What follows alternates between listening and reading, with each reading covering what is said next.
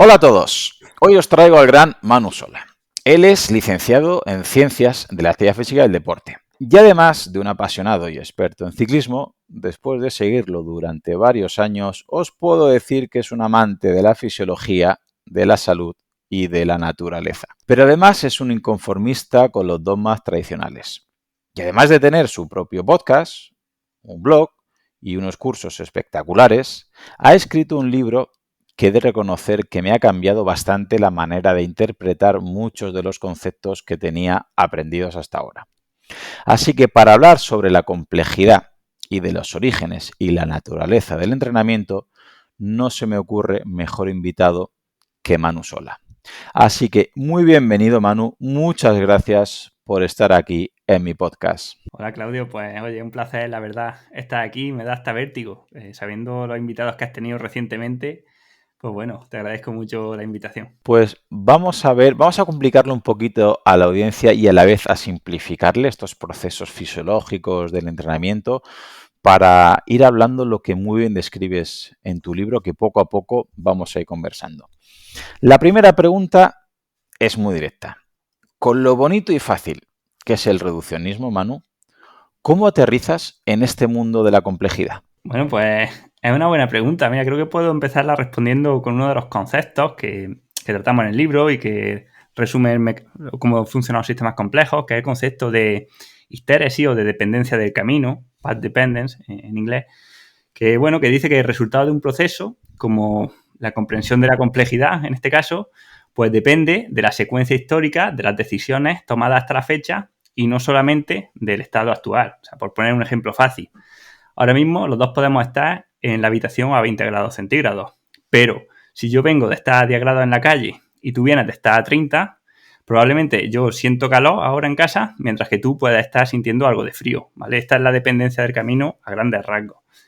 Al final, por suerte o por desgracia, pues en mi vida académica nunca he estudiado ni he leído nada sobre los sistemas complejos, sobre la complejidad. Mi viaje hacia la complejidad ha sido prácticamente autónomo, lo que hace que mi visión de esta pues es un poco diferente al de personas que ya han crecido o han estudiado con este paradigma en mente, ¿vale? Y bueno, al final, más que viaje hacia la complejidad, debería decir casi un viraje, ¿no? Un giro de 180 grados, porque al final pues también implica que cosas que aprendí sudando sangre y tinta, como se suele decir, en la universidad, por ejemplo, pues ahora tengo que reconocer que eran erróneas o que al menos no explicaban totalmente la realidad. Porque yo al final, pues bueno, siempre he sido alguien que se ha interesado al máximo por el rendimiento, o sea, porque al final yo competía y buscaba la forma de tratar de comprender todas las partes de rendimiento, o sea, ya no solo entrenamiento, sino nutrición, en psicología, en biomecánica, o sea, buscaba, digamos, desentrañar el puzzle pensando que cuanto más aprendiese de todo, pues más cerca estaría de la iluminación, ¿no? O sea, como si esto fuese construir una catedral, conseguir el máximo rendimiento o el mejor entrenamiento, y que cuanto más aprendiese, pues más cerca me encontraría de lo ideal. Pero cuando llega a un punto crítico de conocimiento, o sea, cuando ya vas integrando ideas, te das cuenta de que las cosas ya empiezan a no cuadrar, ¿sabes? Es como cuando se pasa, por ejemplo, de la física newtoniana a la física cuántica, ¿no? Pues ves que el mundo, pues que no se puede describir con las ecuaciones elementales, o sea, con las cosas que antes creían, ¿no? Y veía pues eso, que muchos artículos, en teoría bien hechos, de ciencias del deporte, pues se contradecían o había huecos, había, digamos, cosas que no terminaban de explicar bien la realidad, ¿vale? Esto se juntó, pues que aunque llegó un punto donde casi yo creo que de forma también autónoma eh, dejó de apetecerme seguir estudiando sobre deporte porque veía que no avanzaba, y también empecé a investigar sobre más materias que también me gustaban, ¿no? Por ejemplo, hice cursos de ecología y de gestión forestal y vi que tenían casi la misma problemática. O sea, que por ejemplo la disputa que había y que sigue habiendo entre biólogos o ambientólogos por un lado y gestores forestales o ingenieros de montes por otro lado, pues es muy parecido a lo que ocurre en el entrenamiento y la salud, o a lo que ocurre con la política o con la economía. O sea, que se implementan intervenciones que tienen lógica a corto plazo, destinadas a solucionar un problema, pero que luego generan una serie de consecuencias en cadena que a menudo son peores de lo que se pretende solucionar. Así, pues, me acuerdo además el día, o sea, un día entrenando, estaba escuchando el podcast de Marcos Vázquez, que entrevistaba a Sabino Padilla y dijo algo de sistemas complejos en el deporte y como yo ya tenía esa idea en mi cabeza, aunque no conocía en realidad la teoría de sistemas complejos, pues como que todo me cuadró y a partir de ahí, pues ya me puse a investigar todo lo que pude sobre esto. De hecho, incluso hice dos podcasts, o sea, 2 episodios de mi podcast sobre sistemas complejos y ahora los reescucho. Y no sabía la terminología, pero siento que no cambiaría nada de lo que dije. O sea, no metí la pata, ¿vale? O sea, yo tenía ahí las ideas, pero no sabía cómo explicarlas. Así poco a poco, pues ya fui, pues bueno, busqué todos los libros que tuviesen la palabra complexity o sistemas complejos en el título, hice cursos online, luego ya conocí el grupo de Natalia Balaguer y todo el grupo de sistemas complejos en el deporte, gracias al podcast. Pues he podido hablar con ellos, incluso, bueno, también fuera de micro, hablo mucho, por ejemplo, con Pablo Vázquez, que me explica, me enseña las cosas que él ha investigado y al final, pues, poco a poco me voy haciendo una idea de la complejidad, ya no solo en el deporte, sino también para intentar aplicarla, pues, a otros ámbitos de la vida, ¿no? O sea, la biología, la psicología, la economía, en fin, una forma al final de interpretar el mundo. Sí, la verdad es que yo tengo que reconocer que la primera vez que escuché estos conceptos fue, igual que a ti te pasó con Marcos Vázquez, con el podcast de Sabino Padilla, yo fue contigo precisamente con Natalia Blagué y con Pablo Vázquez y a mí, vamos, me explotó la cabeza con el de Natalia Balaguer porque me acuerdo perfectamente el día que lo escuché, que lo tuve que escuchar 2 veces y todavía acababa el podcast y digo, creo que he entendido mucho, pero me parece que tengo que desaprender muchísimas cosas, conceptos que tenía instaurados para poder seguir avanzando. Y ya con el podcast con Pablo Vázquez, ya un poquito, gracias a esta introducción y a tu libro, creo que se abre un abanico de explicaciones, pero como muy bien dices, no solamente al entrenamiento, sino al metabolismo, a la fisiología y estoy seguro que a cualquier otra disciplina es fácil que podamos aplicarlo. Y una de las cosas que creo que suele ser muy común es lo que hemos preguntado antes respecto al reduccionismo. Y me doy cuenta que la gente, cuando no tiene conocimiento de algo, cuanto más reduccionista es, creo que es sinónimo de felicidad, pero no porque tengan más conocimiento, sino precisamente por lo contrario. Es decir, por esa falta de conocimiento, un sí o un no, un extremismo, un siempre o un nunca, ese reduccionismo les crea felicidad. Pero tú en tu libro y en tus podcasts explicas que este reduccionismo, y estoy 100% de acuerdo, es perjudicial tanto para la salud como para el rendimiento. ¿Cómo se lo puedes explicar a la audiencia de qué manera este reduccionismo no es lo adecuado? Vale, bueno, quizás primero sería explicar un poco a qué nos referimos con esto de reduccionismo, que es un paradigma, o sea, es una forma de entender el mundo oye, que nos ha ofrecido avances impresionantes en muchos ámbitos, como en parte de la física, de la química, la biología molecular, pero que no es apto para los sistemas complejos, ¿no? Como puede ser el organismo. O sea, el reduccionismo parte de la premisa de divide y vencerás. O sea, lo típico que seguro que cualquier oyente ha escuchado, ¿no? Separa el problema en muchas partes pequeñas y solucionarás de forma separada y así conseguirás solucionar problemas muy grandes. Bueno, esta visión nos ha permitido crear estructuras, vehículos, computadoras y puede ser adecuada en algunos ámbitos y además no es que sea enemiga o adversaria de la complejidad, sino en muchas ocasiones pues, puede ser un complemento. Pero el problema del uso del reduccionismo, como tú bien has dicho, es que cuando trabajamos con sistemas complejos y cuando trabajamos con sistemas complejos biológicos, estamos, digamos, utilizando un paradigma que no lo engloba o que no lo explica. O sea, si el reduccionismo separa y suma las partes de un sistema complejo presenta comportamientos emergentes, o sea, propiedades que no son extrapolables a través del estudio de las partes. Por ejemplo, la conciencia humana es un comportamiento emergente de la interacción entre las neuronas, el resto del organismo y el entorno. Uno no puede descubrir la conciencia a través del estudio de todas las neuronas por separado, igual que no puede entender la macroeconomía a través del análisis de las decisiones individuales de cada persona. O sea, siguiendo el símil que uso en el libro, el reduccionismo trata a las personas como aparatos, como coches, pero no somos coches. Si a un coche se le rompe una rueda, el coche no funciona. Sin embargo, una persona puede ser funcional tras sufrir un ictus, una amputación de un miembro o incluso tras quedarse ciega. O sea, la persona aprende y cambia, el coche no. Si, por ejemplo, a una bici le pones unas ruedas mejores, unas llantas mejores, la bici es mejor. Pero en una persona no ocurre así. O sea, un cambio en un parámetro, como por ejemplo un déficit nutricional, no solo tiene efectos a nivel de porcentaje graso o muscular, sino que afecta a tus pensamientos, a tu capacidad de entrenar, a tus relaciones personales. Y estos cambios, a su vez, pues pueden terminar generando otros efectos en cadena. ¿Vale? Esto es lo que se conoce como causalidad circular. O sea, que un cambio en los niveles micro del sistema, o sea, por ejemplo, la ingesta de cafeína que se une a los receptores de adenosina y que disminuye la fatiga, puede provocar cambios a nivel meso y macro, o sea, a niveles más altos. Por ejemplo, hacer que nos movamos más. Lo que a su vez, además, pues vuelve a provocar cambios a niveles micro. Por ejemplo, que desarrollamos más las mitocondrias porque nos hemos movido más. Y este movimiento de más venía por la cafeína, ¿no?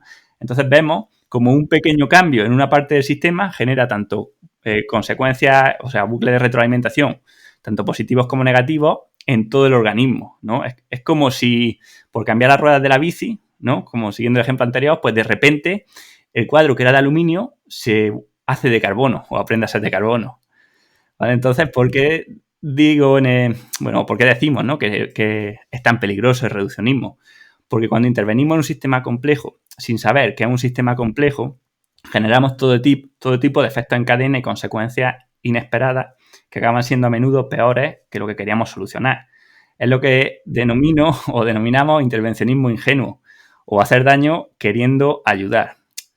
Al final, la complejidad también, como tú decías, agobia, ¿no? Y el reduccionismo nos relaja. O sea, separar un problema complejo en muchas pequeñas partes nos da la creencia de que podemos solucionar la maraña poco a poco, ¿no? Con intervenciones aisladas. Pero a menudo las intervenciones se vuelven en nuestra contra. O sea, del mismo modo que, bueno, tú lo sabes bien, ¿no? Pasar a un niño de curso que no se lo merece es peor a largo plazo para él que dejar que suspenda, aunque a corto plazo para el niño sí que fuese lo mejor, ¿no? Pasar de curso. Pues del mismo modo, intervenir en un sistema complejo para mejorarlo a corto plazo lo suele hacer más inestable y menos adaptativo en el futuro. O sea, seguro que, por ejemplo, el que nos esté escuchando ha escuchado la historia de que en China mataron a los gorriones para que no se comieran las cosechas y esto generó una plaga de insectos. Pues en España tenemos muchos ejemplos también así, del estilo, ¿no? De, no sé, por ejemplo, la eliminación de las cubiertas vegetales para evitar la competencia con los cultivos que acaba generando a largo plazo erosión y pérdida de nutrientes en los suelos, ¿no? Pues bueno, son los típicos círculos de problemas que se van haciendo cada vez más grandes a través de consecuencias inesperadas que generan las posibles soluciones que queríamos implementar, pero que las hacíamos de forma reduccionista, ¿no? Un ejemplo así muy de actualidad, pues mira, la obligación de llevar las mascarillas en exteriores que nos pusieron un poco después del confinamiento. Una cosa que tenía sentido a corto plazo, o sea, está claro que si llevas mascarilla te contagias menos, pues cuando tenía en cuenta todos los efectos en cadena, se volvía, digamos, nociva. ¿Por qué? Porque la gente estaba deseando de meterse en un bar o quedarse en casa para quitarse la mascarilla. Cuando igual, si no lo hubieran obligado a llevarla en exteriores, pues las reuniones o muchas de las reuniones que se hacían se podían haber hecho al aire libre, pero como te vigilaban que al aire libre tuviese la mascarilla puesta, pues al final se hizo que la gente se metiese más en las casas, ¿no? Entonces, al final esto, pues, son los típicos ejemplos, ¿no? En salud, que quizás lo que más nos interesa, ¿no? Pues pasa lo mismo. O sea, por ejemplo, con los medicamentos. Los antibióticos te pueden curar una enfermedad bacteriana, ¿no? Y han salvado muchas vidas, pero también genera disbiosis de la microbiota que acaba provocando pues, que tengas cambios de ánimo, otros problemas de salud, ¿no? O las estatinas que reducen el colesterol de una persona, pero que a la larga también pueden generar problemas neurológicos o problemas musculares, ¿no? Entonces, el reduccionismo es lo típico de que tapamos un agujero, pero hacemos que se abran dos agujeros más, ¿no? Y esto al final, pues, es lo que criticamos, ¿no? Yo creo que este reduccionismo, como estás comentando, a veces no nos damos cuenta y hay quizás entrenadores o fisiólogos o expertos, digamos, en el tema deportivo, que me parece que sin buscarlo caen aparte en un reduccionismo porque son partidarios de la mítica frase, ¿no? De que aquello que no se puede medir no se puede mejorar. Y algunos se obsesionan con los vatios, con un potenciómetro, con la variabilidad cardíaca, con la frecuencia cardíaca, con el lactato. ¿Tú crees que nos equivocamos al querer medir exactamente todo lo que sucede en el cuerpo para poder, a partir de ahí, pautar entrenamientos o entender cómo funciona el cuerpo? ¿O es bueno intentar medir todo porque para ti esa frase es cierto y eso que no se puede medir no se puede mejorar? Bueno, sí, creo que nos equivocamos en varios conceptos a la hora de lo que dices tú, ¿no? De querer medirlo todo. Y lo primero es que es un error, o sea, relacionar la capacidad de medir algo, como en esa frase, ¿no? De lo que no se puede medir no se puede mejorar. Bueno, no que podamos medir algo no quiere decir que tengamos la capacidad de mejorar algo. O sea, medir al final es comparar algo con una unidad de referencia. Cuando tú dices que pesas 80 kilos o que mides 1,80, te estás comparando con una unidad estándar, que es el kilo o el metro, que es igual para todo el mundo. Pero hay otras cosas que no podemos comparar con una unidad estándar. O sea, ¿cómo mides el éxito o cómo mides la belleza? Uno no puede medir cosas como la justicia, el valor, la realización personal, la amistad, el amor, en fin. Ni siquiera las escalas cualitativas o numéricas nos sirven para esto, ¿vale? Por un lado, porque hablamos de sensaciones complejas que no se pueden reducir a un solo número o a una sola perspectiva. O sea, si yo te digo, ¿por qué es importante tu trabajo para ti? O sea, ¿tú podrías darle un número en una escala de 1 a 10? No. Claro, es muy complicado puntuar porque sabes que hay muchos factores entrelazados. O sea, tu trabajo no se puede reducir a un número en una escala, ¿no? Si tuviéramos una conversación de media hora, me podría hacer una idea bastante más precisa de por qué tu trabajo es importante para ti. Pero a nivel de escala es bastante complicado. Y esto además tiene una segunda derivada, y es que esta valoración es dinámica. O sea, si yo te pregunto, ¿qué prefieres beber? ¿Agua o vino? No hace falta que respondas, pero seguramente me dirías que depende, o eso te diría yo. O sea, si estoy sediento, prefiero beber agua, pero si estoy cenando con amigos, pues quizá prefiero algo fermentado, ¿no? Porque ni siquiera nuestras preferencias son estáticas todo el tiempo. O sea, tus sensaciones cambian ya que emergen de la interacción entre el cuerpo, tus aprendizajes, tu historial, tus objetivos y tu entorno. Pero eso no quiere decir que las sensaciones, las emociones, las preferencias o los valores no existan, sino al contrario. O sea, las cosas realmente importantes en la vida, las que marcan lo que hacemos, no se pueden cuantificar. El hecho de reducir un sistema complejo a un parámetro determinado es un acto de reduccionismo. O sea, cuando se reduce, por ejemplo, la economía de un país al Producto Interior Bruto, la salud al gasto en sanidad o la enseñanza a las notas del informe PISA, en realidad lo que se hace es degradarlo, porque la realización laboral o el tiempo libre son tan importantes como el PIB. La capacidad funcional, por ejemplo, es más importante que el gasto en sanidad, y el pensamiento crítico de los alumnos es más importante que las notas del informe PISA, ¿no? O sea, así que, dicho esto, en el libro pongo de relieve también otro problema, y es que confundimos el mapa con el territorio. O sea, medir todo, aunque fuese absurdo, no sería un problema si supiéramos ponerlo en perspectiva, porque los datos son inocuos.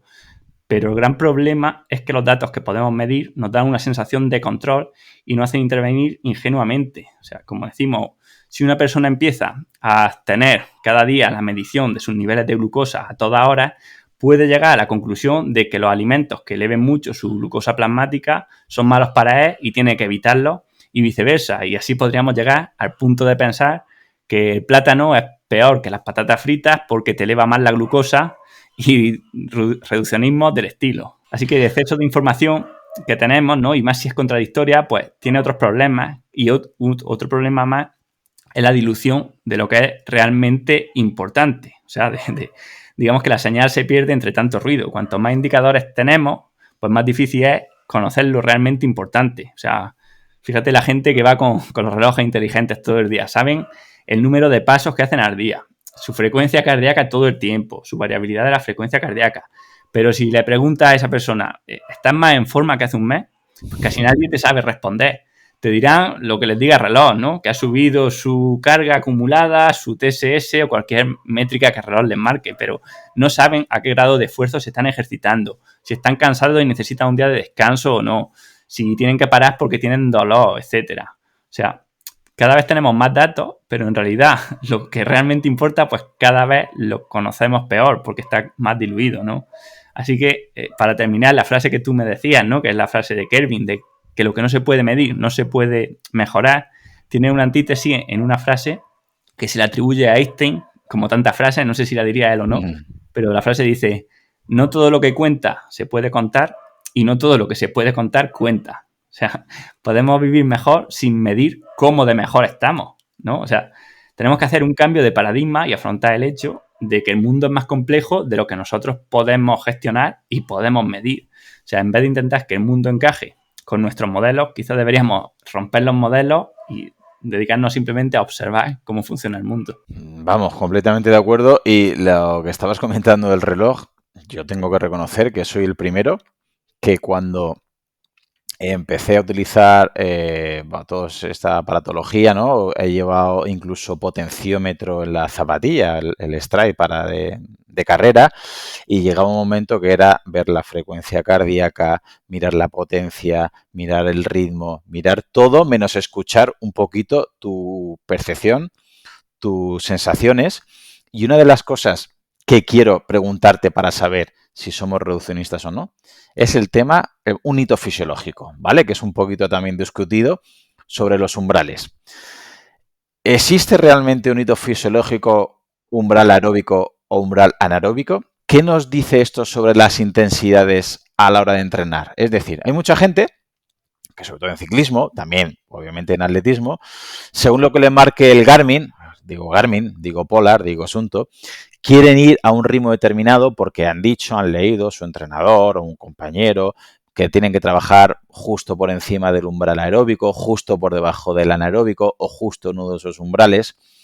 Esto existe, Manu. ¿Hasta qué punto nos podemos fiar de estos supuestos hitos fisiológicos? Bueno, esto al final es un tema que podríamos hablar durante muchos capítulos, ¿no? Y nos podríamos dar navajazos si fuésemos científicos entre el que defiende una teoría y el que defiende otra, ¿no? Pero bueno, poniéndolo en perspectiva, ¿no? Y lo que yo explico en mi libro es que creo que sí que existen umbrales, o sea, pero con un gran contexto que voy a explicar ahora, ¿no? Y es que existen decenas, si no cientos, de umbrales fisiológicos. O sea, podemos debatir si son umbrales o son zonas de cambio acelerado, pero lo que está claro es que hay puntos donde el esfuerzo provoca que, por ejemplo, pues se dispare la concentración de lactato, el consumo de oxígeno llegue a una meseta, aumente en demasía la concentración de cortisol o de catecolaminas, la meseta de frecuencia cardíaca, de alfa-1, en fin, infinitos parámetros, ¿no? Que podemos medir, que tienen comportamientos que fluctúan. Pero la pregunta, o sea, yo creo que a lo que en verdad todos nos referimos, ¿no? Y lo que queremos hablar, o sea, cuando hablamos de umbral, es si existe realmente un único estado estable a nivel fisiológico. Un umbral de intensidad por debajo de la cual podamos mantenernos de forma casi indefinida sin fatiga aparente, ¿no? Como se define, por ejemplo, en la definición de FTP o de potencia crítica. Y aquí mi respuesta es tajante. O sea, yo digo que no hay ningún umbral estable. O sea, el único estado realmente estable para un sistema complejo biológico es la muerte. O sea, los seres vivos somos metaestables por naturaleza. No hay un solo sistema que no esté fluctuando en el organismo para adaptarse al medio durante todo el tiempo. O sea, la glucosa, la frecuencia cardíaca, las actividades hormonales, la respiración, me da igual lo que digamos, ¿no? O sea, incluso nuestro estado de ánimo, nuestros pensamientos o nuestra motivación fluctúan durante todo el tiempo, ¿vale? Nuestro comportamiento es fractal y está mediado por ciclos de baja, media o de larga duración, como los ciclos respiratorios, los ciclos circadianos o los ciclos estacionales, que modifican nuestras respuestas todo el tiempo, ¿no? Así que, ¿cómo aterrizamos esto al ejercicio? Pues partiendo de la base que el reposo y el ejercicio intenso son dos partes de una misma fase, de una misma transición, ¿vale? Sabemos que el organismo funciona gracias a la sincronización entre sus diferentes sistemas, o sea, sistemas bueno, a nivel meso, ¿vale? Cardiovascular, nervioso, endocrino, muscular, etcétera, ¿no? Y los subsistemas de estos sistemas, ¿vale?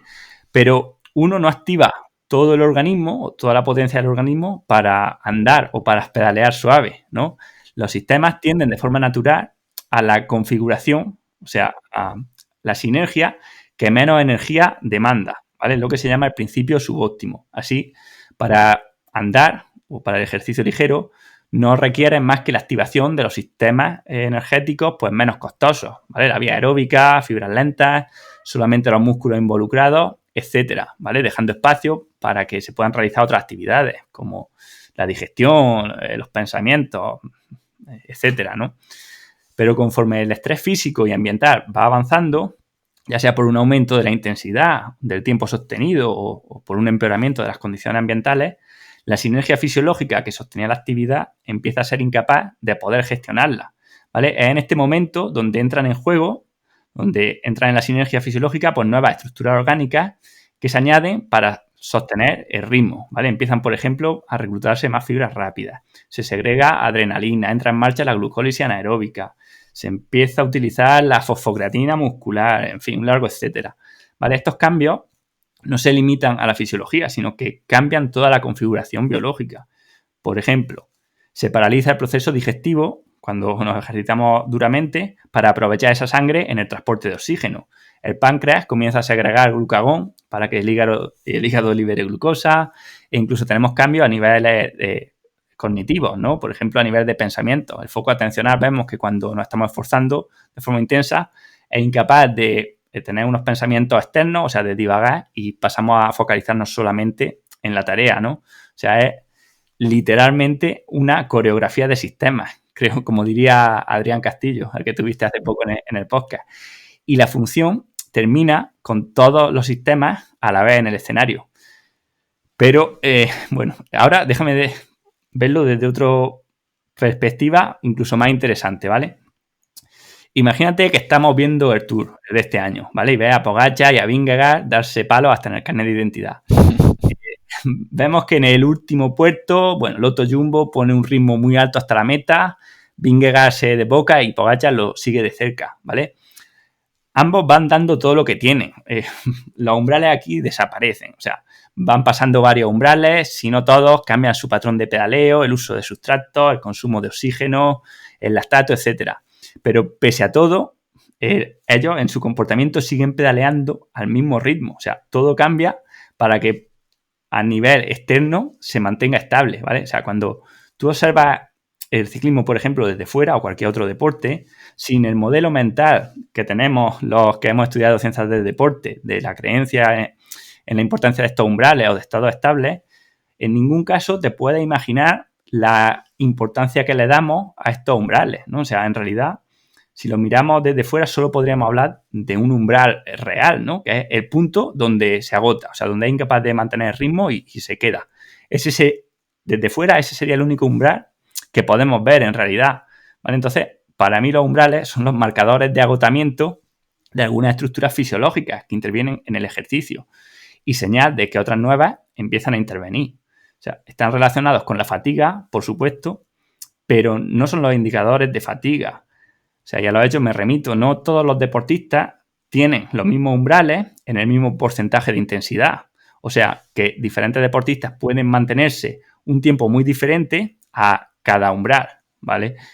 Además, y esto es muy importante, es que no parece haber nada mágico en torno al umbral del lactato, ¿vale? Lo que llamamos umbral anaeróbico, a nivel de potencia o de velocidad. O sea, si lo vemos, por ejemplo, de forma proporcional, como muestro en el libro, no parece que el tiempo que se puede sostener la actividad un poco por debajo o un poco por encima de umbral sea superior al tiempo que, o sea, uno no es diferente al otro, ¿no? O sea, esto lo explico mejor en el libro, ¿vale? Pero lo que quiero decir es que uno no se siente muy diferente en realidad por ir 10 vatios por encima o 10 vatios por debajo del FTP o de la potencia crítica. O sea, no hay nada mágico ahí.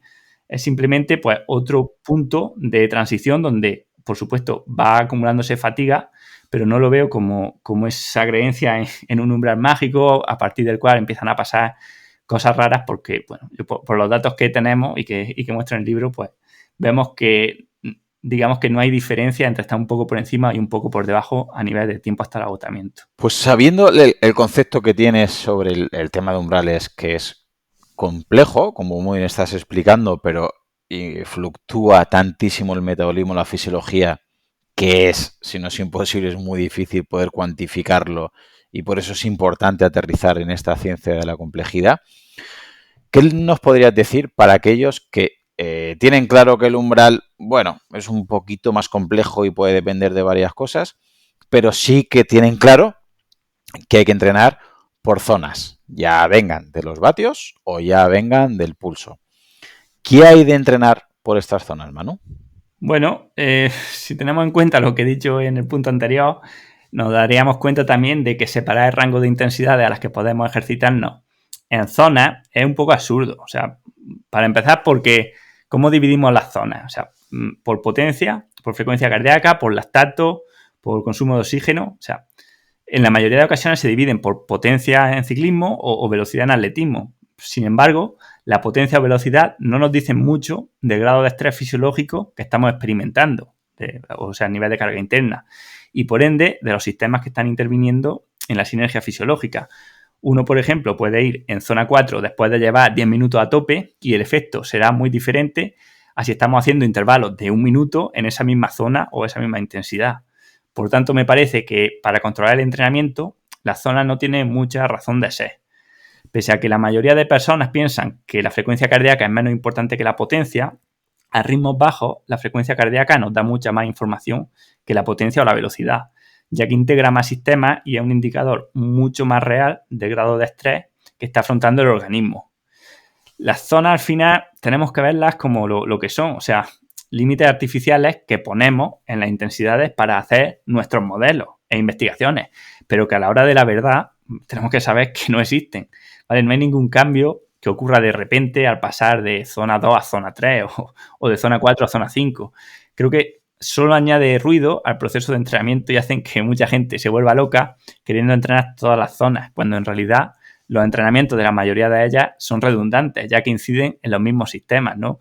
Y esto es importante destacarlo, y es que cuando entrenamos una cosa, en realidad estamos perdiendo la opción de entrenar otra.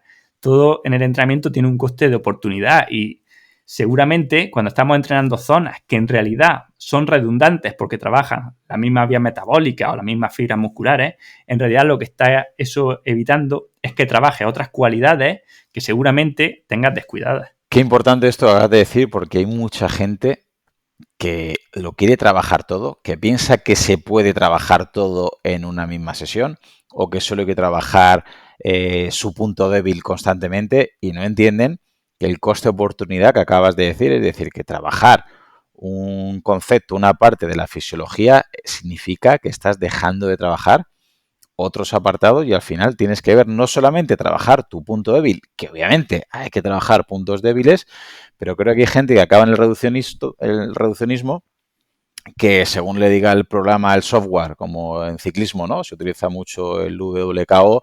No, estos son mis puntos débiles porque tengo que entrenar solamente mis puntos débiles. Y dices, me parece que sigues cayendo en este reduccionismo, ¿verdad?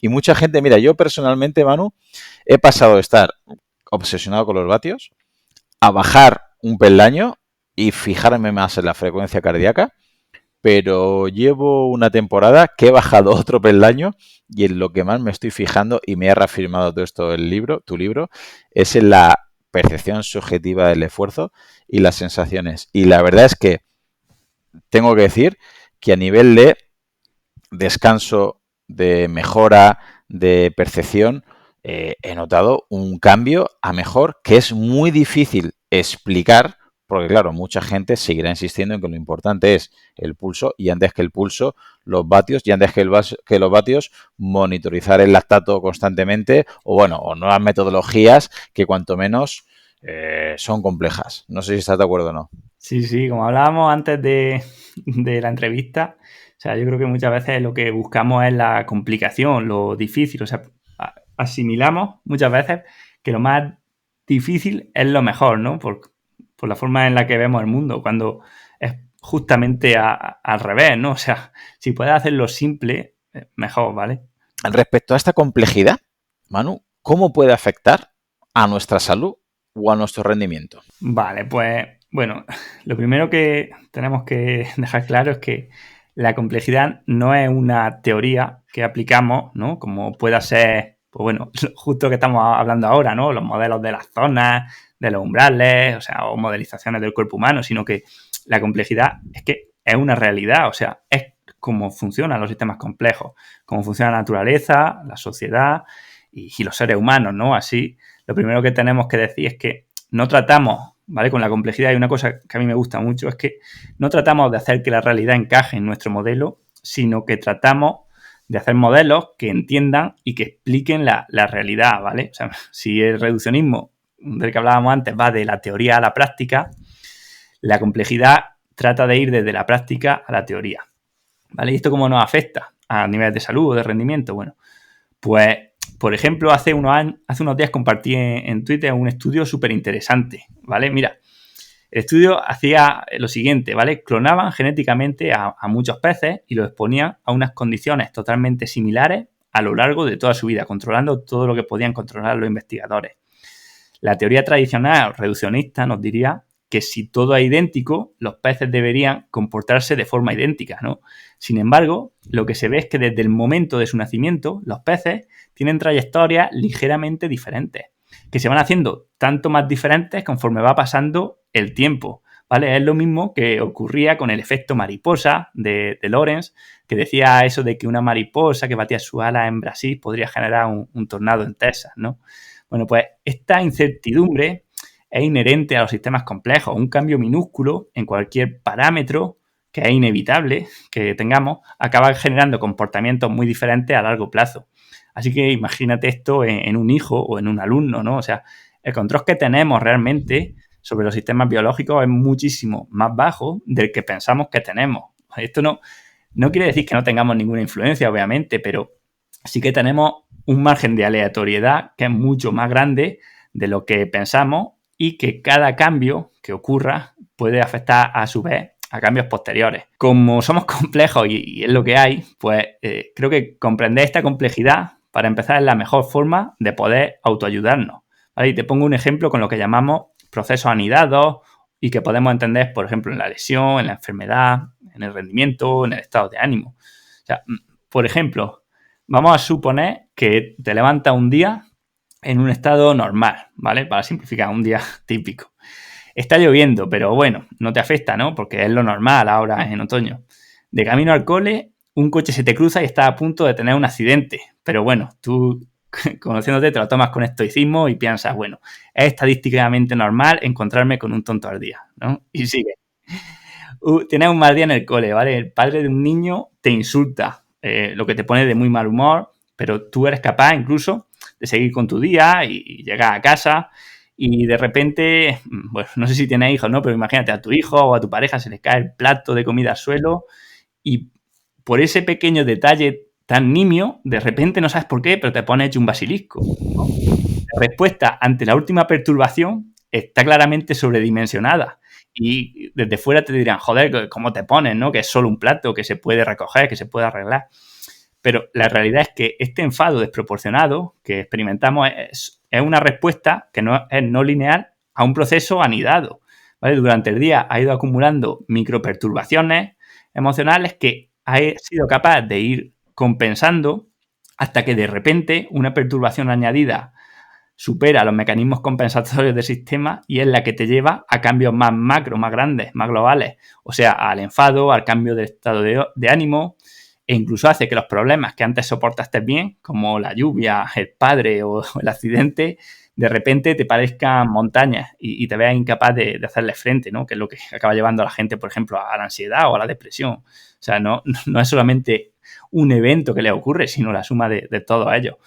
Entonces, creo que para los oyentes es muy útil verlo desde esta panorámica, por ejemplo, en el tema de la enfermedad.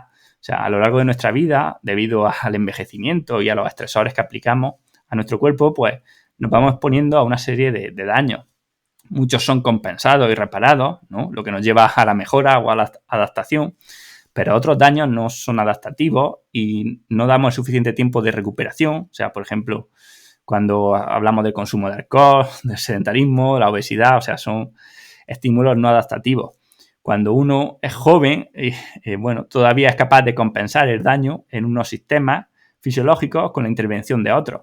Pero conforme vas acumulando más daño, vas teniendo un mal estilo de vida o vas envejeciendo, pues bueno, las compensaciones fisiológicas se van haciendo cada vez más globales y el sistema se va haciendo más rígido hasta que llega un punto donde el sistema, o sea, tu cuerpo, es incapaz de seguir compensando y es cuando aparece una pequeña o mayor enfermedad, ¿no? O sea, por poner un ejemplo más práctico.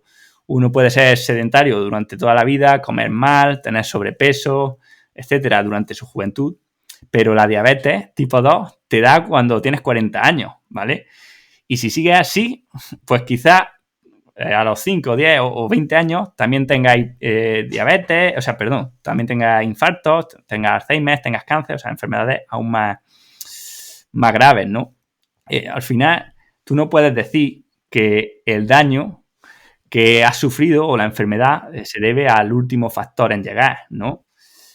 Todo el camino que te ha llevado o que ha llevado a esa persona desde que nace hasta el día que se le diagnostica la enfermedad ha provocado la enfermedad, ¿no? Uno no enferma de repente, sino que pues poco a poco le van saliendo achaques, mini problemas, sustos, una analítica distorsionada, etcétera, que cada vez se van haciendo más grandes si no se solucionan. Por eso, cuando alguien se espera a los 50 años a hacer deporte, porque es cuando el médico le dice que se tiene que poner las pilas o porque le sale un análisis mal, ya va tarde. O sea, la enfermedad y la salud se van formando desde el principio, en cada acto que realizamos. Y cuando aparece la enfermedad, pues bueno, ya estamos en realidad en la última etapa del proceso, que es cuando hemos sido incapaces de seguir generando compensaciones. Esto además implica otra cosa que nos puede servir a entender la complejidad y es que los efectos, ¿vale? O sea, en este caso la enfermedad o una lesión o cualquier cosa en los sistemas complejos suelen ser diferidos a las causas, ¿vale? Y esto cognitivamente nos cuesta mucho entenderlo. No estamos preparados para pensar a largo plazo y pensar que lo que hacemos hoy nos daña en unos años o en muchos años, ¿no? Esto, por ejemplo, se ve mucho con el cambio climático. O sea, no estamos preparados para entender que lo que estamos haciendo hoy o los problemas de hoy tendrán su eco en 50 o en 20 o en 100 años, ¿no? Y por eso nos cuesta tanto ponerle freno. Así, creo que es importante destacar que, por ejemplo, a nivel de organismo, los efectos además se dan de forma integrada, no local, como pasa con el cambio climático. O sea, por ejemplo, con el COVID hemos visto como las personas con más riesgo de morir o de tener problemas eran personas con patologías previas y personas mayores, lo cual pues no es una casualidad, ¿no? Obviamente. Tú no puedes decir, tengo disfunción mitocondrial, tengo diabetes, soy sedentario, pero tengo el sistema inmune totalmente sano, porque el sistema no actúa así, el sistema actúa como un todo. Si tú tienes dañado tus mecanismos fisiológicos, tu cuerpo es menos adaptativo y es menos capaz de tener reserva para afrontar nuevas perturbaciones, ¿vale? Es como una ciudad o una sociedad, pues ante una perturbación determinada, o sea, por ejemplo, un terremoto o un huracán, pues una ciudad que tenga más diversidad, o sea, que tenga albañiles, que tenga arquitectos y que tenga agricultores, pues va a ser más resistente que una que solo tenga albañiles y arquitectos, aunque el huracán solo afecte a las casas, entre comillas, ¿no? Porque al final todo, digamos que actúa en una red de forma integrada. Me gusta mucho el resumen que has hecho porque al final es lo que yo entiendo el concepto de salud, que mucha gente solo se acuerda de la salud cuando ya aparece la patología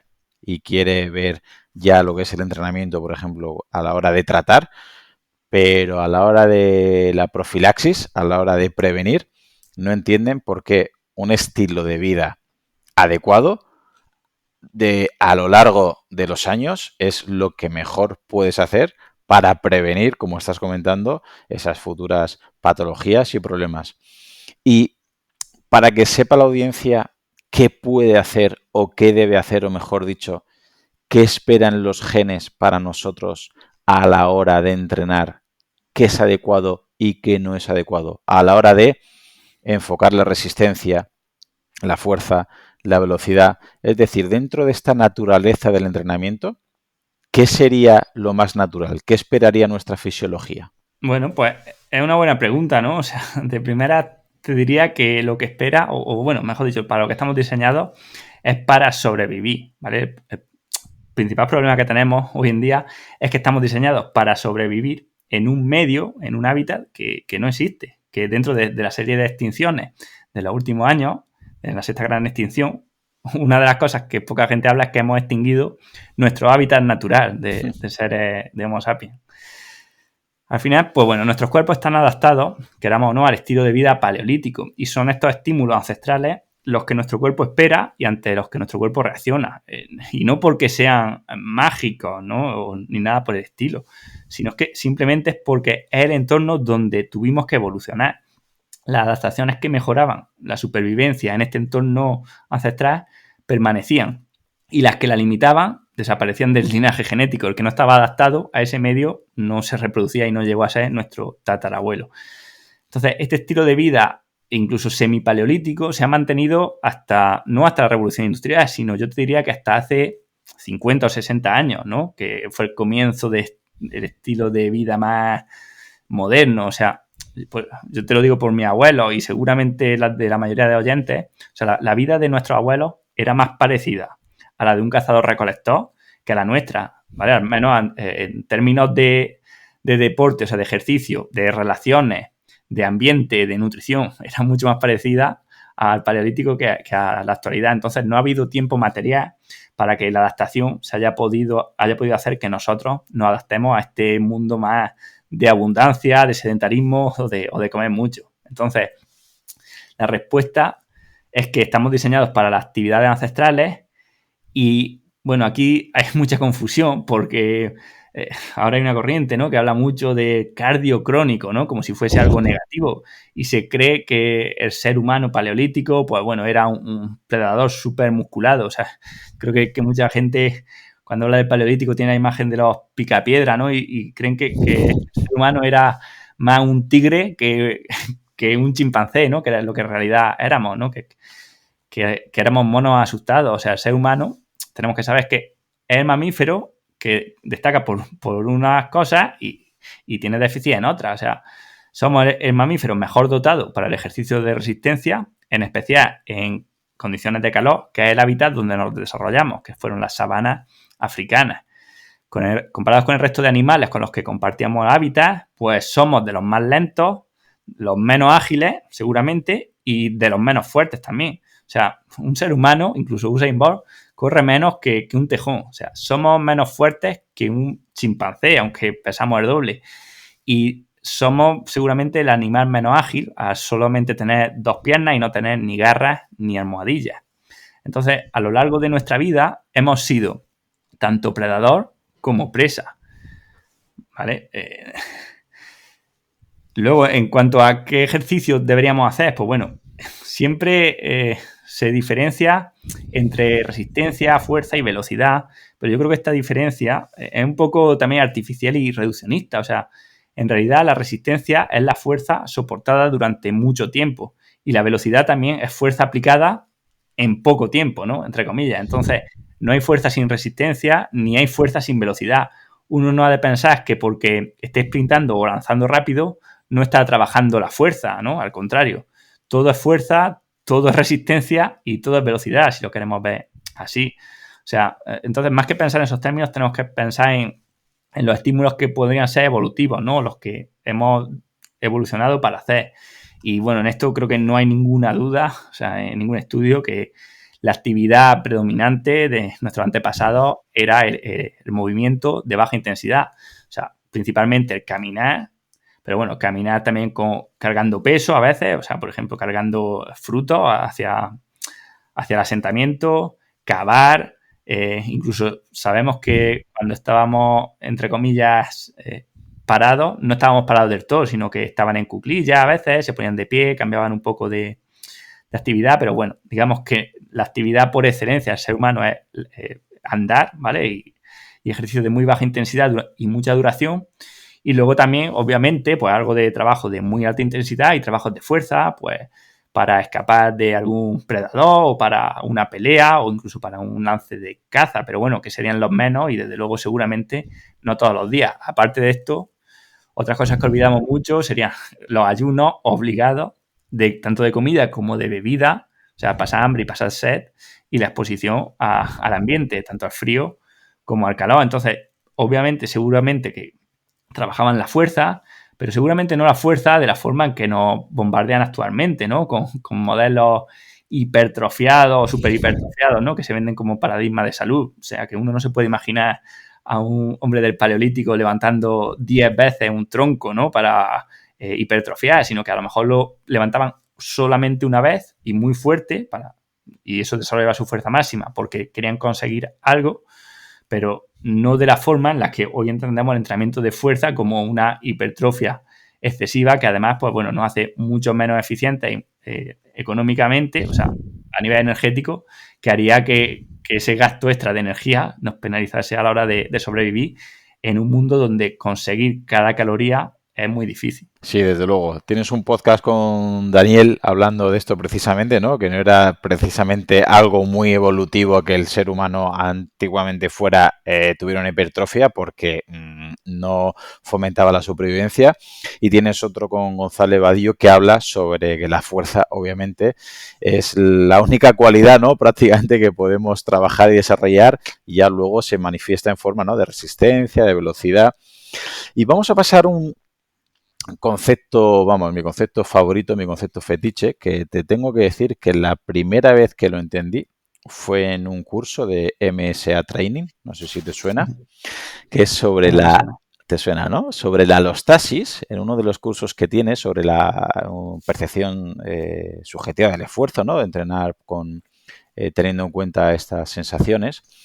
Me gustaría que nos explicaras qué es la alostasis y sobre todo ¿por qué es importante comprender ese concepto a la hora de qué nos puede aportar al proceso de entrenamiento?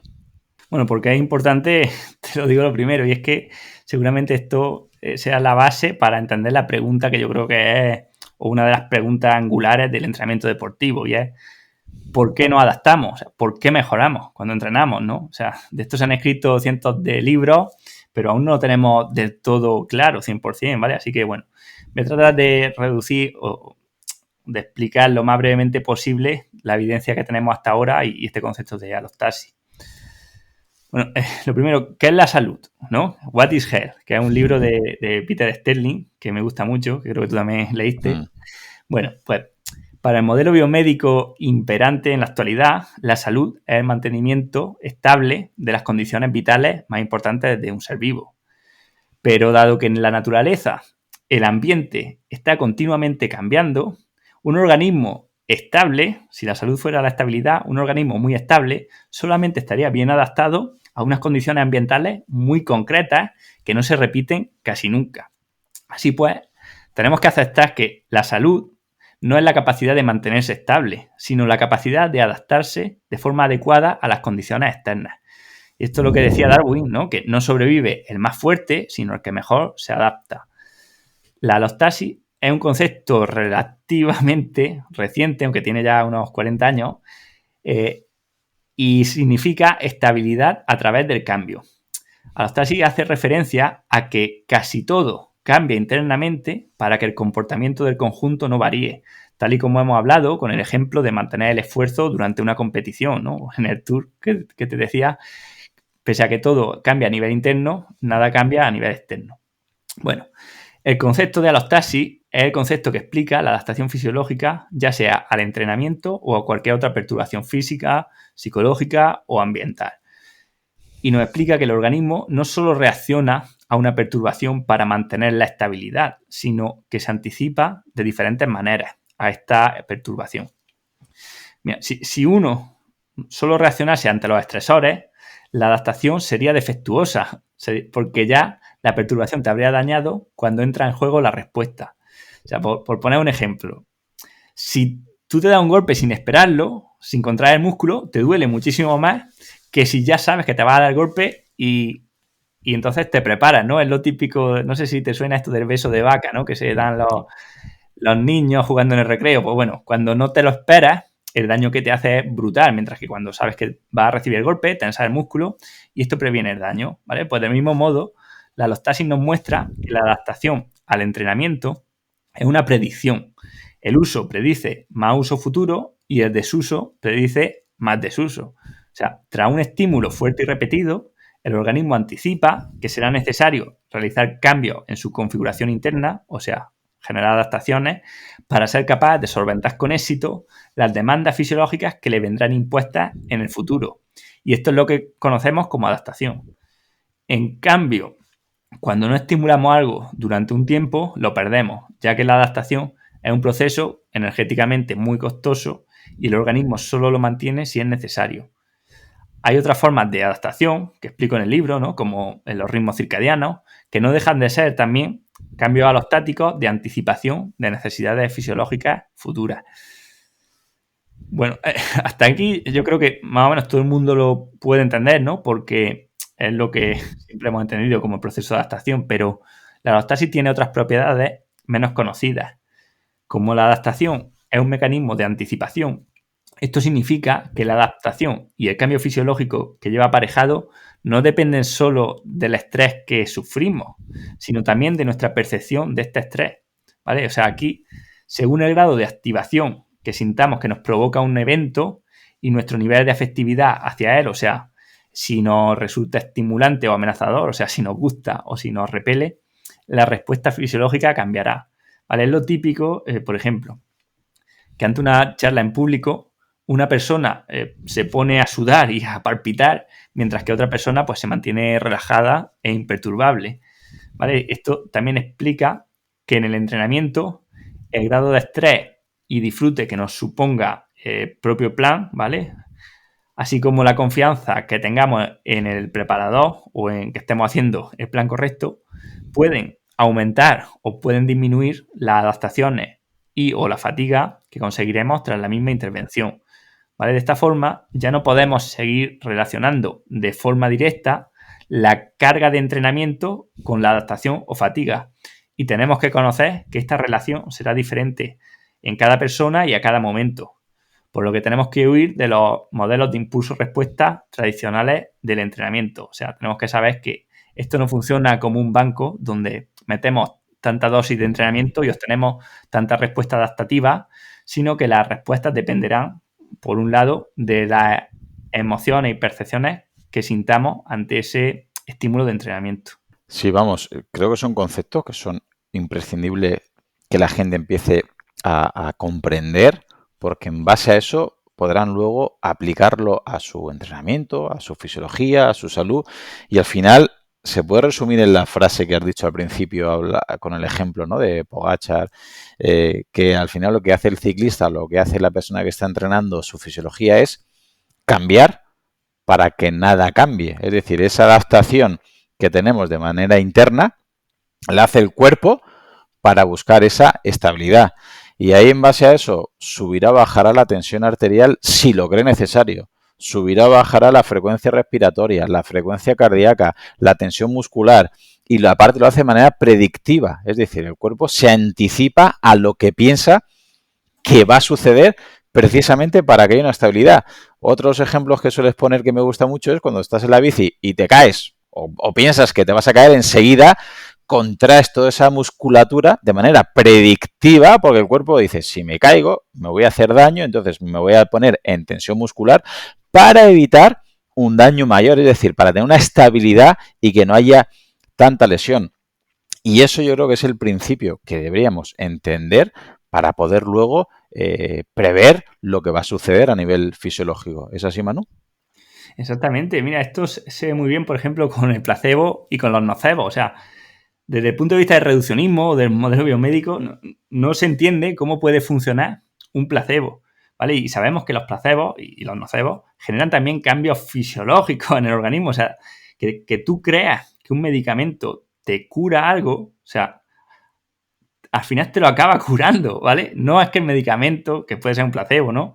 No es que el medicamento sea mágico o tenga nada beneficioso para ti en muchas ocasiones, sino que tu cuerpo, al prever un efecto que va a tener, lo genera en anticipación, ¿vale? Entonces, esto podemos utilizarlo en nuestra contra con los nocebos o a nuestro favor, y es lo que tenemos que intentar, ¿no? Por eso, muchas veces la gente, cuando cree que algo le ayuda a mejorar el rendimiento, si está muy convencida, de verdad que le mejora, aunque aunque no haya evidencia de que eso lo mejora, ¿no? O sea que, por ejemplo, hay un estudio muy interesante, ¿no? Donde a unos ciclistas les engañan diciéndole que les van a inyectar EPO, cuando en realidad lo que le están inyectando es glucosa. Y esos ciclistas mejoran el rendimiento entre un 2 y un 3%, ¿vale? O sea, mejoran la mitad de lo que se estima que mejoran cuando le inyectan la sustancia real. O sea, date cuenta, y a ellos no les están dando nada, pero la previsión del organismo de que están mejorando es lo que hace que mejoren, ¿vale? O sea, es algo que es increíble y que queda mucho, mucho por desarrollar, pero que tenemos que integrarlo en nuestros modelos de salud si queremos llegar a entender bien el organismo. Efectivamente, no conocía ese estudio, pero es muy curioso y me lo creo porque a veces con la suplementación pasa exactamente lo mismo. Que hay gente que por tomar betalanina al día o creatina al día siguiente ya te reconoce que entrena mucho mejor, que recupera, que ha podido aguantar y dices, fisiológicamente es imposible, así que sabemos que a nivel psicológico está haciendo un efecto que, bueno, si no hay un efecto perjudicial, bienvenido sea. Y para terminar, otro de los conceptos que me gusta mucho para entender a la hora de relativizar el rendimiento y la adaptación, el otro concepto que quiero hablar contigo es la fatiga, que también daría para un podcast entero. ¿Qué nos podría decir que provoca el agotamiento? Es decir, ¿por qué nos fatigamos realmente, Manu? Bueno, pues esta es otra de las preguntas que claro, en realidad aquí podríamos hacer 100 capítulos y seguramente no lo hablaríamos todo, ¿no? Lo que hay publicado. Pero bueno, vamos a tratar de condensarlo al máximo, ¿no? Vale, creo que si le preguntase a la mayoría de oyentes por qué se fatiga, dirían algo relacionado con la acumulación de lactato, las microrupturas musculares, la falta de glucógeno, etcétera, ¿verdad? Esta ha sido durante muchos años la visión tradicional de la fatiga, en un modelo reduccionista donde el organismo pues, se ha relacionado con un coche y, bueno, pues igual que al coche le puede faltar aceite o gasolina, pues el organismo se le agotaba el glucógeno o acumulaba demasiado lactato. Pero la realidad es que cuando se miden estas variables en deportistas que han llegado al punto de agotamiento, se ve que casi siempre hay un margen para seguir, o sea que estos valores no han llegado a su límite. Por lo tanto, bueno, se da por hecho ya que el agotamiento no puede ser solamente consecuencia de un fallo local, sino que tiene que ser algo sistémico, ¿no? O algo psicológico. Lo voy a explicar de una forma que creo que a los oyentes les puede ser más fácil de entender porque lo van a ver como en ellos mismos, ¿vale? O sea, vamos a tratar de explicarlo con los conceptos de rigidez y flexibilidad que utilizan en sistemas complejos. O sea, imaginemos que nuestro deporte, por ejemplo, consistiese en construir una pared de ladrillo, ¿vale? Y la tarea del deporte consiste en ir al montón, coger un ladrillo, transportarlo hasta la casa, ponerlo en la pared y poner la mezcla y repetirlo, ¿no? Bueno, pues al principio de empezar a hacer el muro, la persona que está fresca es capaz de sostener la actividad con una pequeña parte solamente de su capacidad funcional, lo que nos permite tener la capacidad de adaptarnos a nuevas demandas que puedan ir surgiendo en la tarea. O sea, por ejemplo, podemos hacer esa tarea a la vez que mantenemos una conversación, podemos pegar un salto para no pisar al gato, podemos llevar el ladrillo con una mano mientras con la otra llevamos un vaso de agua, etcétera, ¿vale? O sea, podemos decir que la persona, el sistema, está en un estado flexible porque se adapta, ¿vale? Es flexible, o sea, se adapta a las demandas de la tarea de una forma adecuada y rápida. Pero conforme la tarea avanza, pasa el tiempo, ¿no? Y se va acumulando cada vez más fatiga y además hay que poner los ladrillos más altos y pesan más. Bueno, cada vez necesitamos involucrar a más estructuras orgánicas en la tarea de construir el muro, ¿no? Pues ya empieza, por ejemplo, en esta tarea, empieza a cambiar el patrón de movimiento, ¿vale? Y para seguir llevando estos ladrillos, pues empezamos a tener que cambiar de postura, cambiarnos los de mano, usar otros músculos, apoyarnos en la pared. Bueno, podemos decir que a nivel interno se rompen fibras musculares, aumenta el consumo de oxígeno, la acidosis, etcétera, ¿vale? Estos cambios incluso repercuten a nivel nervioso, que no deja de ser también o sea, la conciencia no deja de emerger del organismo, ¿no? Y el foco atencional, por ejemplo, cambia y no eres capaz de mantener una conversación, estás dolorido y entonces cualquier contratiempo te pone apático o te enfada, ¿no? Bueno, aquí diríamos que ya, conforme te vas acercando al punto de agotamiento, estás cada vez más rígido, ¿no? Más inestable. Rígido en el sentido de que no tienes capacidad de adaptación ante los contratiempos y en este estado donde una perturbación más es la que te lleva a abandonar la tarea, ¿no? A rendirte. O sea, los que hemos practicado, por ejemplo, deporte de resistencia, como tú o como yo, pues conocemos bien este estado metaestable, ¿no? Este punto en un esfuerzo máximo donde nos debatimos entre el deseo de continuar con la actividad, pero también el deseo de parar, ¿no? Donde se alternan los pensamientos de sigo con los pensamientos de paro, donde nos vienen las excusas a la cabeza, ¿no?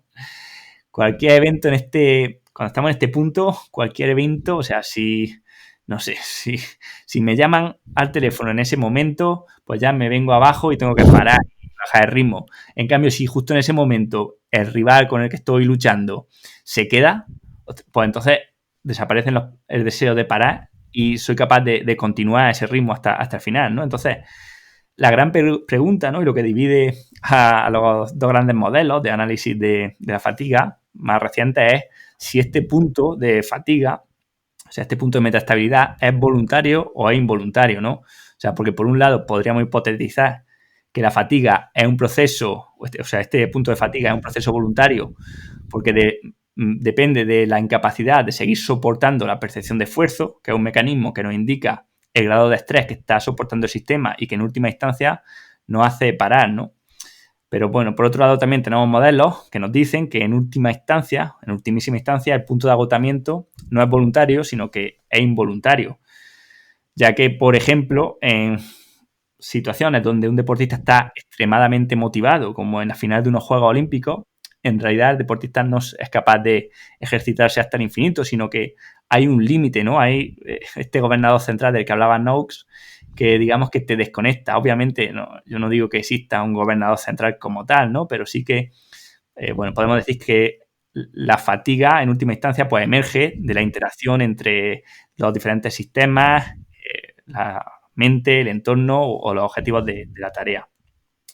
Al final, yo creo que son ambas cosas, ¿no? O sea, me da igual si es voluntario o involuntario, o sea, porque podemos ver este punto de agotamiento como una negociación entre los beneficios que obtenemos por continuar la tarea, o sea, por seguir al límite esforzándonos, y los costes, que es el daño que experimentamos, el peligro vital al que nos exponemos. En la naturaleza solamente correríamos o solamente nos ejercitaríamos si pensamos que los beneficios que vamos a obtener, que son el alimento, el agua o la reproducción, por ejemplo, o la huida de una presa, ¿no? La supervivencia, solamente nos vamos a ejercitar cuando pensemos que ese movimiento es mayor que el coste, que es un coste energético, un coste de esfuerzo, un coste de peligro, ¿no? Entonces, bueno, ¿hasta qué punto esto es voluntario o involuntario? Al final, pues creo que no importa, ¿no? Porque sí que podríamos decir que a ritmos submáximos casi siempre es la incapacidad de soportar el esfuerzo lo que nos hace parar, ¿no? O sea, en el 99% de las ocasiones que entrenamos o incluso que competimos, nos seguimos esforzándonos, o sea, paramos o bajamos el ritmo porque no somos capaces en ese momento de soportar más esfuerzo de forma voluntaria o involuntaria, ¿no? Y solamente ya, en última instancia, como decía, en unos Juegos Olímpicos, jugándote la vida, o sea, cuando te está, no sé, te está persiguiendo un perro, pues vas corriendo y te sale un perro muy grande, ¿no? O un tigre en la naturaleza, pues bueno, solamente en esos extremos es cuando llegaríamos a los límites fisiológicos o físicos reales, ¿no? Donde también tenemos que bajar el ritmo por la incapacidad del sistema de seguir generando esfuerzo, ¿no? De seguir, o sea, por ejemplo, el músculo, pues bueno, sabemos que tiene un límite a partir del cual no puede generar más fuerza porque si no se rompería, ¿vale? Pero a este límite pues solamente llegamos en contadas ocasiones a lo largo de nuestra vida. Así que, bueno, yo lo que diría al oyente para que no se líe es que la fatiga, en última instancia, en el 99% de las ocasiones, depende de la incapacidad que tenemos de soportar la percepción de esfuerzo, ¿vale? Y esto es independiente de lo que diga el lactato, los vatios, el pulso, el oxígeno o cualquier otro parámetro que estemos midiendo, ¿vale? Porque uno puede llegar al agotamiento sin haber llegado al consumo máximo de oxígeno, ni a la concentración más alta de lactato, ni a tener daños críticos en las fibras musculares, etcétera, ¿vale? Entonces, al final, en última instancia, es eso. Nos fatigamos porque somos incapaces de soportar el esfuerzo. Muy interesante, Manu. Y ya para terminar, ¿cómo podríamos aplicar la ley de Pareto respecto a la complejidad? Es muy difícil poder resumir, pero ¿cómo aplicar dos o tres cosas de lo que hemos estado comentando a la hora de entrenar o ejercitarnos con tanta complejidad como hemos estado explicando en el podcast, sin caer en el otro extremo, ¿vale? En parálisis por análisis, porque yo, por ejemplo, fui el primero que cuando empecé a leer un poquito sobre complejidad, a escuchar pues, a Pablo, a Natalia, al principio con tu libro, llegaba un momento que, claro, para todo era, me tenía que parar, pensar, razonar, planificar y al final caemos a veces, ¿no?, en esta parálisis porque dices, bueno, esto, ¿en qué punto me encuentro? ¿Qué estoy trabajando? ¿Qué zonas, vías energéticas, fisiología, glucógeno, grasas? ¿En qué punto estoy? ¿Cuál es mi objetivo? ¿Qué nos podrías decir? ¿Cómo aplicar esta ley de Pareto, Manu, a la hora de entrenarnos? Claro, después de todo lo que hemos hablado, yo creo que el oyente se puede asustar mucho, ¿no? Y va a pensar que es imposible entrenar bien, ¿no? En un mundo con tantos efectos secundarios, consecuencias inesperadas, ¿no? Y comportamientos no lineales. Pero esto, lo que sí le diría es que si lo quiere hacer de una forma racional, o sea, si quiere ver el cuerpo como un mecanismo y encontrar la forma óptima de entrenar, es que nunca la va a encontrar, ¿no? Pues precisamente por esto, ¿no? Porque los sistemas complejos no se pueden optimizar porque son dinámicos, ¿no? Y entonces el óptimo sería diferente en cada segundo, ¿no? Pero sí que sabemos, pese a toda esta complejidad, sabemos perfectamente lo que necesita el organismo para estar sano. Entonces tenemos que irnos a lo macro y no a lo micro, no irnos a las respuestas de cada enzima en particular, ¿no? O de cada hormona, sino a qué actividades o qué patrones de nutrición tenemos que realizar para estar bien, ¿no? Porque es que últimamente lo vemos, o sea, yo lo veo en todas las disciplinas en las que voy siguiendo, o sea, psicología, en nutrición, en entrenamiento, en salud dental, como tuviste el podcast el otro día, en oftalmología, medicina, me da igual, o sea, casi todos los avances se basan en reconectar con el estilo de vida evolutivo que nuestro cuerpo espera. O sea, como digo en el libro, uno no necesita conocer fisiología para darle a las mitocondrias exactamente el estímulo que necesitan, ¿no? O sea, los hombres paleolíticos y mujeres paleolíticas no sabían fisiología, pero hacían ayuno intermitente, autofagia, tenían las mitocondrias más funcionales que nosotros,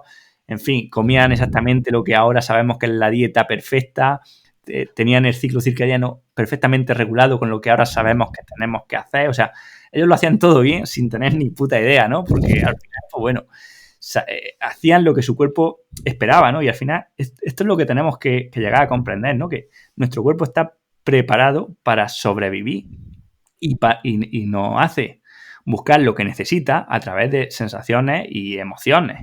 ¿Vale? Al final, pues, el cuerpo nos hace saber que estamos cansados a través de fatiga, nos hace saber que tenemos que estarnos quietos a través del dolor, que si tenemos que comer o beber a través de la sed, del hambre, del sueño para dormir, ¿vale? Entonces, el cuerpo nos avisa de lo que necesita.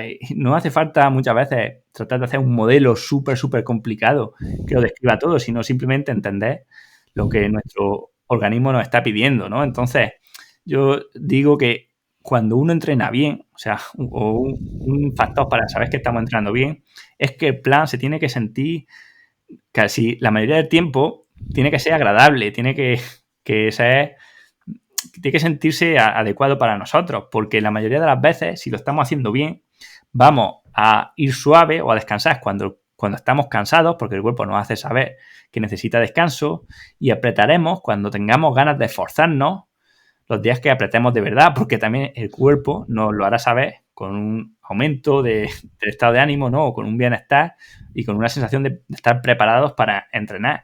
Porque cuando uno hace bien la nutrición, come con hambre y bebe con sed, ¿no? Y al final duerme con sueño y en definitiva pues hacemos lo que el cuerpo nos pide, ¿vale? Y con esto casi nunca nos vamos a equivocar. O sea, yo creo que luchar contra nuestra naturaleza es una causa perdida de antemano.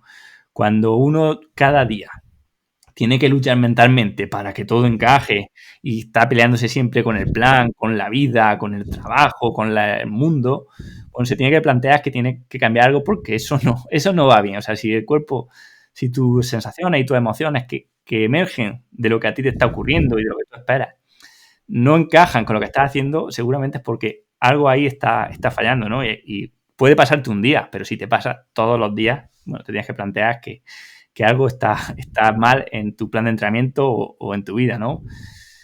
Y ya para terminar, yo creo que lo digo también en el libro, o sea, entrenar bien es que es muy sencillo. O sea, solamente hace falta, de verdad, o sea, escuchar al cuerpo, moverse mucho, dar los estímulos adaptativos para los que estamos diseñados y ajustar esto a nuestro deporte practicado, si es que competimos. Con esto ya tenemos más del 80% conseguido. Luego ya podemos complicarnos todo lo que queramos, pero de verdad que es que esta base, que es lo más fácil, es muchas veces lo que peor hacemos, ¿no? O sea, la gente no quiere aceptar que lo fácil que es entrenar y buscamos entrenamientos, como tú decías, súper rígidos. Tengo que ir todo el día a estas pulsaciones o a estos vatios y hacer estas series de 8 minutos y si me toca entrenar y descanso ya la he cagado y todas estas cosas al final lo único que hacen es que nosotros mismos nos metemos en unos problemas en los que no tendríamos que meternos, ¿no? O sea, estamos, digamos, complicándonos para no conseguir nada, sino al revés, para perder lo que teníamos. Me encanta esta última reflexión que has hecho porque, de verdad, si pudiera un Garmin, un Polar o un Sunto medir lo que es capaz de medir nuestra percepción subjetiva del esfuerzo, valdría 1.000.000 de euros, porque creo que no hay nada que se pueda parecer a nuestras propias sensaciones. Y como bien dices, yo soy muy pesado muchas veces con la gente que, igual que entras al aseo cuando tú notas que necesitas entrar al aseo, deberías comer cuando tuvieras hambre, deberías dormir cuando tuvieras sueño, deberías beber cuando tuvieras sed y deberías entrenar de la manera que te lo pide el cuerpo. Cuando todo eso encaja, aparece la magia. Cuando todo eso no encaja es cuando tenemos problemas que muchas veces lo quieren arreglar con recetas, con recomendaciones generales, y no entienden que es imposible. Y por eso a todo el mundo les recomiendo muy encarecidamente que te sigan. Espero que la gente ya sepa lo que es Ciclismo Evolutivo, que es un podcast donde las entrevistas son espectaculares. Recomiendo encarecidamente tu página web y tus cursos en MSA, ¿no? Que son tus iniciales, MSA Training, que puedo decir sin miedo a equivocarme que ratio, calidad, en vatios, ¿no? Como decíamos, y precio es una pasada. Es decir, la información que das en esos cursos a nivel de fisiología, de entrenamiento, el último que tienes de nutrición, la verdad es que es muy, muy, muy recomendable, y tengo que decir que es de los sitios donde me atrevo, repito, más he aprendido con muchísima diferencia. Y sobre todo, pues de lo que hemos hablado hoy, de tu libro, que es un librazo, La naturaleza del entrenamiento, la ciencia de la complejidad aplicada al entrenamiento de resistencia, y que, como te comentaba antes de empezar a grabar, que es un libro que a mucha gente, pues eso, no estoy seguro que le guste, porque no hay recetas, no te pone qué entrenar la semana 1, la semana 2, la semana 5, dónde meterle el microciclo de descanso, porque eso realmente no debería ser lo que debíamos buscar. Pero es un libro que estoy seguro que es el que necesita el 99% de la población. Y no hay nada más que ver reseñas como las de Pau Oyer, como Kilian Jornet o como Adrián Castillo, que que dejan al libro, a la altura que se merece. Así que antes de despedirme, aparte de agradecerte que te hayas pasado por aquí y nos hayas explicado esta complejidad de la naturaleza del entrenamiento y del metabolismo, que realmente es así, como amante de economía, de fisiología, de ecología, de filosofía, de entrenamiento, que demuestras en tu libro que sabes de todos esos temas, por eso lo haces tan complejo que no complicado como es el cuerpo, me gustaría hacerte una pregunta antes de despedirnos que tú a veces haces en tus podcasts. Ahora mismo, pensando en tu futuro, ¿qué estás aprendiendo o qué quieres aprender, Manu? Bueno, pues lo primero, muchas gracias por todo lo que has dicho y te agradezco mucho. Y luego, bueno, respondiendo a esto, pues mira, la verdad que es que es un tema este de la complejidad tan grande y tan apasionante que es que, bueno, solamente pienso o que me gusta aprender mucho más de ello, ¿no? En los diferentes ámbitos, no solamente en el deporte, ¿no? Porque al final yo creo que muchas veces los rendimientos son decrecientes y tengo menos margen de aprender, por ejemplo, aplicado al deporte o a la salud que en otros ámbitos, ¿no? Pero sí que, por ejemplo, pues, bueno, yo cuando terminé el libro pensaba que, joder, digo, es como, o sea, era al final pues como lo máximo que yo podía juntar, ¿no? Y me costó mucho esfuerzo, pero gracias a esto, ¿no? Y a la gente que he ido entrevistando en los podcasts, que imagino que a ti te pasará lo mismo, pues claro, tienes oportunidad de compartir muchas más ideas, de unir puntos, ¿no? Y al final, pues, van emergiendo nuevas ideas que me gustaría, pues, poner también en algún sitio, ¿no? O sea, formas de, por ejemplo, profundizar más en el libro, llevarlo más a la práctica, en fin. Hay muchas cosas que me gustaría trabajar más, ¿no? Y como digo, ya no solamente en el entrenamiento, sino que también, bueno, hay muchas ideas que creo que pueden servir para un tema que necesitamos en la actualidad, que es la psicología sobre todo, ¿no? O sea, cómo afrontar los problemas, cómo motivarnos, cómo gestionar los contratiempos, ¿no? Y bueno, sí que creo que por ahí, bueno, investigando y estudiando mucho de psicología y todo lo relacionado con la mentalidad, espero que se pueda hacer alguna cosa, ¿no? Y por último, pues, ya que la pregunta me aprovecho para decir por aquí que tenía en mente sacar o crear como un side project, ¿no? Que relacionado con la complejidad, pero digamos, un podcast de complejidad que no tuviese que ver con el ciclismo, ¿no? Porque a veces siento que la etiqueta de ciclismo, ¿vale? Me limita un poco en muchas cosas que a mí me interesan y que no puedo tratar en mi propio podcast, ¿no? O hablar en redes sociales. Entonces, creo que no tengo tiempo material para hacer esto, ¿no? Pero sí que me gustaría o tengo en mente como hacer una especie de podcast descentralizado, ¿no? Donde muchas personas diferentes que conozcan la complejidad, ¿no? Y sean expertas en estos temas, pues puedan venir como autores, ¿no? O sea, o hacer tertulias de diferentes personas, ¿no? Juntando gente, expertos de diferentes ámbitos o de ámbitos de actualidad para, digamos, tratar de divulgar mejor este paradigma de la complejidad pues en otros temas que no sean solamente el entrenamiento. Así que, bueno, desde aquí, y también te lo digo a ti, ¿no? Pues a cualquier persona que le guste la idea y que quiera participar y que sepa sobre el tema, ¿vale? O sea, que no sean solo opiniones, sino obviamente un poco de formación, pues creo que me puede escribir y que a ver si entre todos podemos hacer que tengamos esto, ¿no? Como un espacio donde la complejidad se pueda aplicar también a la actualidad. Wow, qué bonito, qué interesante, qué prometedor. Pero yo te digo ya que estaré encantado de escucharos porque mi conocimiento sobre la complejidad tiende a cero. Muchísimas gracias, Manu. Te mando un fortísimo abrazo y espero verte por aquí de nuevo para hablar de nuevas temáticas. Bueno, pues sería un honor. Así que muchas gracias por la invitación, Claudio. Gracias a ti. Un abrazo más.